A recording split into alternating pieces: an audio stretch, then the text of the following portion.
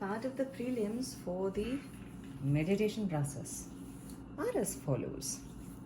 Ashtang-Yog, very old and very effective. Yam, to be applied man, karam, vachan wise also, meaning in our mind, in our heart also, in our actions also, in our choice of words, tones, expressions also. Ahimsa, to not harm. That doesn't mean also don't beat anybody, don't kill anybody.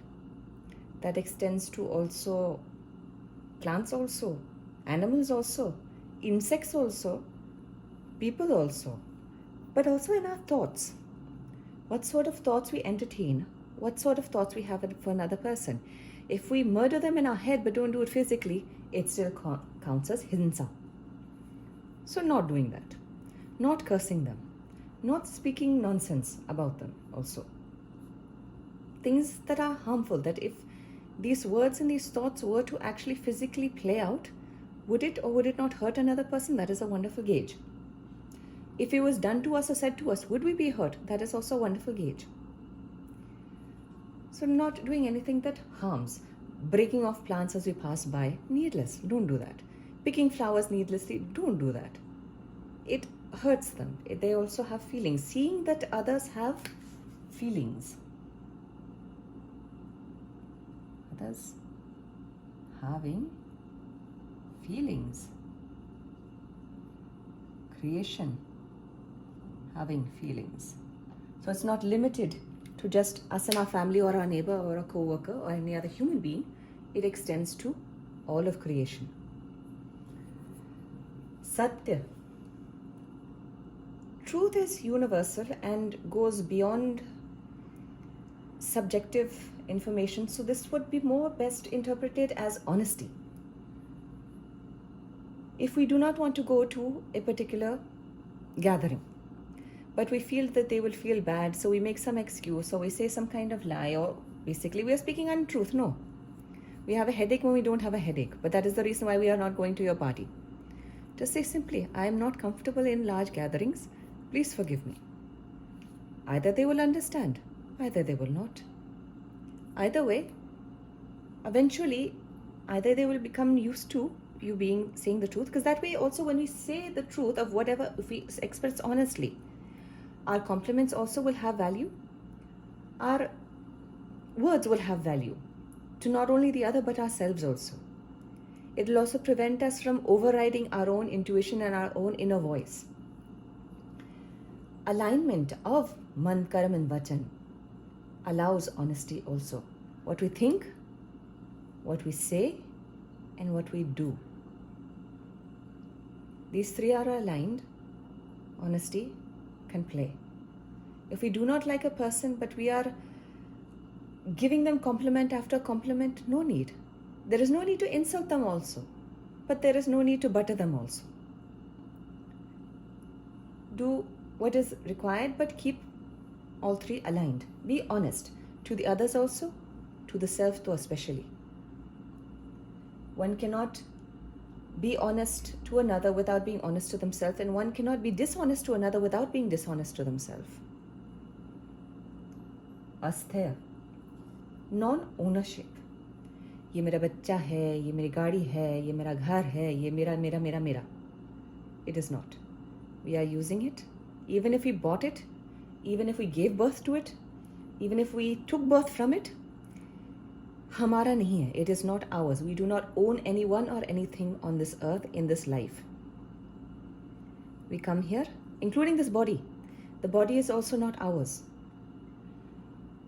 Understanding this, wealth is also not ours. The body is also not ours. Anything we use and are residing in is not ours. Coveting is also किसी और की गाड़ी, किसी और की बीवी, किसी और का कुछ भी. Success, name, fame, it does not matter. Thou shall not covet. Do not steal. If you do not desire, also the likelihood of taking also will not be there. What is not ours, if we are not rightfully supposed to sit in a chair as far as power is concerned, understand that, let it go. If we are not capable of repairing the car, we don't say, no, I am a mechanic, I will do. And then the Pope fellow will take his car and then be stranded in the middle of the road. Understanding. No. What is not ours, what is not our respect, what is not our position, what is not our money, what is not our anything is not. Let it go. Detachment. Brahmacharya. Accordance with nature and divine. When we say brahmacharya, usually it's been referred to, okay, you fast also, celibacy also, so many things also. The whole objective of that is basically to come in alignment with the divine aspect of ourselves and of creation. Be that food-wise, be that body-wise, be that action-wise, be that thought-wise, be that expression-wise. In all ways, the rest of how we arrive at that point, that is again open for play. Fasting does work, it is wonderful. Celibacy also has its importance. Other ways also have their importance also. It is not one for all. Depending on the person, depending on the circumstance, depending on the journey, depending on the outcome, depending on the previous work, all of that is taken into consideration. But the objective is to come in accordance with or alignment with divine nature and divinity. Aparigraha. Minimalism. What is not needed, let it be. Be that items, be that food, be that conversation, be that engagement, be that anything. What is required, not what one must do or has to do because of whatever ramifications we are trying to avoid. In the sense of, if extra entertainment is not required, let's say there is a situation in which we are in conversation with a person that we do not like because we feel that they gossip too much or whatever it is. Now, engaging in that conversation is extra, no? Keeping it short, keeping it simple, and moving on. So that, one, we do not give them the chance to also create such vibration, or we ourselves do not create that vibration. If we see a person is angry, now we come, we ask what has happened, and now they say their story and we feel that they have been wronged, but we don't want to increase that anger also. So we don't join in with that anger. Something is said or something is done to calm that anger, because whether right or wrong, the anger is not going to help. If they are fuming away, they have to find a way to devise a way to solve the problem. So again, minimalism. What is needed, that you give, that you do, that you take, that you have. Belonging wise also.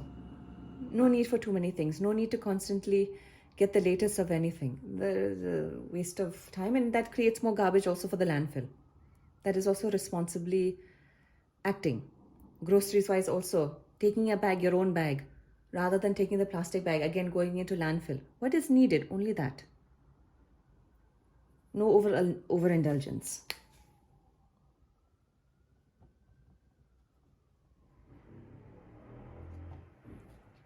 That also goes for our emotions also. That also goes for our thoughts also. That also goes for our actions also.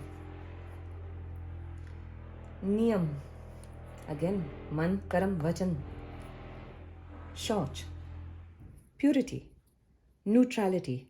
In intake also, in output also. We will take a bath also. We will brush our teeth also. But we should also make sure that our mind is not constantly brewing something that is not pleasant.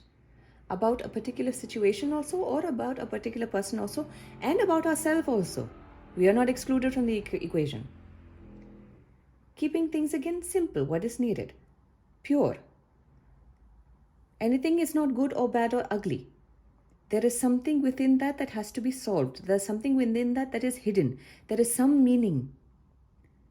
Even in unearth, there is still earth. Paramarth, there is earth. Earth, there is earth.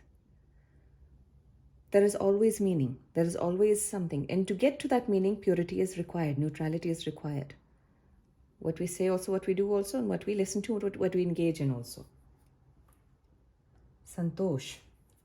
Gratitude. Contentment. Usually peacefulness comes with it. We may not have the degree and the job of our dreams, but we do have food, we do have clothing, we do have a loving family. We have a small house, but it is still peaceful, it is still pleasant. Enough is there. What is required? No one is sleeping hungry, no one is ill, no one is this thing. It is enough. If there is an illness, we still have other working limbs, we still have our senses, we still have other things. There is always something to be content and grateful for. Not pining over that which is not, or that which is incomplete, or that which is in process also. I am not peaceful yet, I cannot meditate yet, I am good for nothing. No. I am grateful that I am in the process. I am content that I am working towards it. I am content that things are moving forward. I am content that I am focusing on my soul, working on myself, creating better vibrations than what I was creating before. I am improving myself from what I was before. Contentment, gratitude, peace, tap, endurance, going beyond limitations of the mind. Yes, I have the tendency to become angry, but it is not a limitation that is steadfast. Yes, I have a tendency of becoming sad, or I get hurt very easily. I am very emotional. I am very sensitive. I am very this, that, and the other thing. I am autistic, or I am ADHD, or I am high blood pressure patient. I am diabetic. I am all these limitations that we pose on ourselves. Go. That doesn't mean if we are diabetic, though we get rid of the limitation by eating the sweets. I don't have that limitation. Not that way. It is building up the body, mind, and soul to a level where these things do not matter any longer. They do not have their hold on us as strong as they did before. Slowly by slowly, eventually they possibly won't also. Because we'll also realize the things that we are focused on, so we're not able to read. We're a little bit dyslexic. That is fine. We can listen, can't we? We can memorize, can't we? And probably much better than under normal circumstances also. There is always something to work with. There is always something that is more that can break the limitations that we have in our mind, that we pose against ourselves, that we hold against ourselves. Part of it is going through the process of building that endurance. Swadhyay, study of self, self-awareness as Atma and Ahankar. For this now, again, the understanding of the subtleties of things. What part is actual self? What part is higher self? What part is lower self? What part is the ego? When I say things, when I do things, when I think things, from which vantage point am I doing these things? What part of this statement changes it into Ahankar? What part of this statement will change it back into Atma? What does the soul want? What does the ego want? What part is of the ego world? What part is of the Atma world? This part takes it is very broad, it is very extensive, and it is a lot. It is not a 2-day event, it's a continuous process. As the rest are also. But this is a whole Pandora's box. As the more we also open up into ourselves, we'll find things that we do not like. That is fine. We'll also find things that we are ashamed of. That is fine. There are things that we are guilty of, that we are resentful of, that we are hurt of. All of that also has to be gone through, worked through. Do not see that and then get scared and shut the box and run away. Self-study is continuous. Understanding what all we have within our heart and soul and mind. Ishwar Pranidhan. Focusing on Shivatva. Tuning into and focusing on divinity within and beyond creation. Shivatva to sarvavyapi. It is in everything. It is also in the nothingness also. Getting in touch with that. Aligning with that.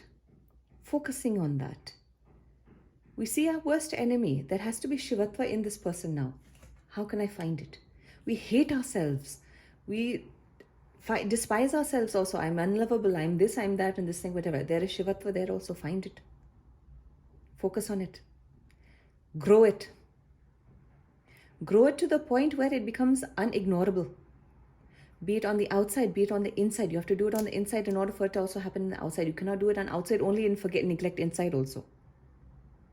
You grow the Shivatva and you allow all the shadows off it. You remove all the crud and all the dust we've kept on top of it. It is there. Acknowledging it, focusing on it, allows more of it to come to power. By that way also, outside will be able to notice it instantly. This person is wonderful. They side with our mind a little bit too much, but apart from that, they have this talent, they can do this, they have this, they're wonderful at this and this. You can see the goodness in things and in people and in situations. The ego will give you a list of all the things that are wrong. The soul will give you all the list of things that where you can learn from, we can practice from, we can grow from. That is also part of the Shivatva. That is part of the divinity. It is empowering. It is clean. It is pure. It is honest. It is peaceful. It is wonderful. Focusing on that part of existence. These are some of the things. And of course, it is not, you just say, okay, yeah, I'm violent, whatever. There's a whole day-to-day, we keep working on it. We keep doing it. Whether we're at work, whether we're at home, whether we're with our children, with our spouse, whether we're alone, whether with our parents, whether with the friends, whether with the co-worker, whether with the boss, whether with the person we absolutely despise. It does not matter. Whether we are with our pet, whether we are in the jungle. Constantly, these things are there. And they show up in different forms. Recognizing, seeing, working with these forms. They're all also part of the process.